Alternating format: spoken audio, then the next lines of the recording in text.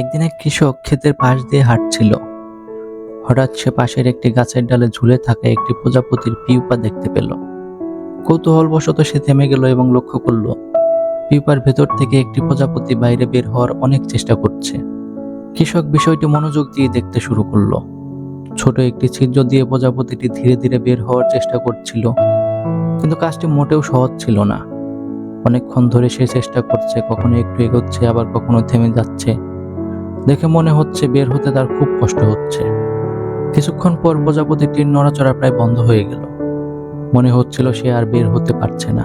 কৃষকটি ভাবল, হয়তো প্রজাপতিটির খুব কষ্ট হচ্ছে এবং সে আর পারছে না। তার মনে দয়া জন্মালো। তখন সে সিদ্ধান্ত নিল প্রজাপতিটিকে একটু সাহায্য করবে। কৃষকটি একটি ছোট ছুরি নিয়ে খুব সাবধানে পিউপাটিকে একটু কেটে বড় করে দিল। ফলে যা হবার তাই হলো। প্রজাপতিটি খুব সহজেই সেই ছিদ্র দিয়ে বাইরে বের হয়ে এলো। কৃষকটি মনে মনে খুব খুশি হলো, কারণ সে ভাবলো তার সাহায্যের কারণেই প্রজাপতিটি বেঁচে গেল।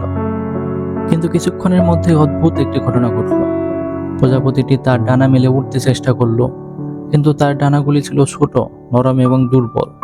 সে বারবার উড়ার চেষ্টা করছিল কিন্তু পারছিল না।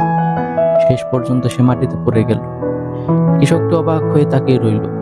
কিছুক্ষণ পর দুর্বল প্রজাপতিটি আর নাড়াচাড়া করল না। ধীরে ধীরে সেখানেই তার মৃত্যু হলো।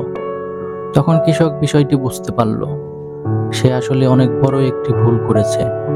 প্রকৃতির নিয়ম অনুযায়ী পিউপা থেকে বের হওয়ার সময় প্রজাপতিটিকে যে কঠিন সংগ্রাম করতে হয়, সেই সংগ্রামের মাধ্যমেই তার শরীরের ভেতরে তরল ধীরে ধীরে তার ডানায় প্রবাহিত হয় এবং ডানাগুলো শক্ত হয়ে উড়ার উপযোগী হয়ে ওঠে। কিন্তু কৃষকটি সহজ করে দেওয়ার কারণে সেই প্রাকৃতিক প্রক্রিয়াটি সম্পূর্ণ হতে পারেনি। তাই প্রজাপতিটি কখনোই উঠতে সক্ষম হলো না। এই গল্পটি আমাদের জীবনের জন্য একটি বড় শিক্ষা। আমাদের জীবনে অনেক কঠিন সময়, বাধা এবং সংগ্রাম আসে। সেই সংগ্রামগুলোই আসলে আমাদের আরো শক্তিশালী, ধৈর্যশীল এবং অভিজ্ঞ করে তোলে। যদি আমরা সব কষ্ট থেকে পালিয়ে যেতে চাই বা কেউ আমাদের সব সময় সহজ পথ করে দেয়, তাহলে হয়তো আমাদের জীবনের বড় চ্যালেঞ্জগুলো মোকাবিলা করার জন্য যথেষ্ট শক্তি কখনোই অর্জন করতে পারবো না। তাই জীবনের সংগ্রামকে ভয় না পেয়ে সেগুলো থেকে শেখা এবং শক্ত হওয়াই আমাদের সত্যিকার সাফল্যের পথ।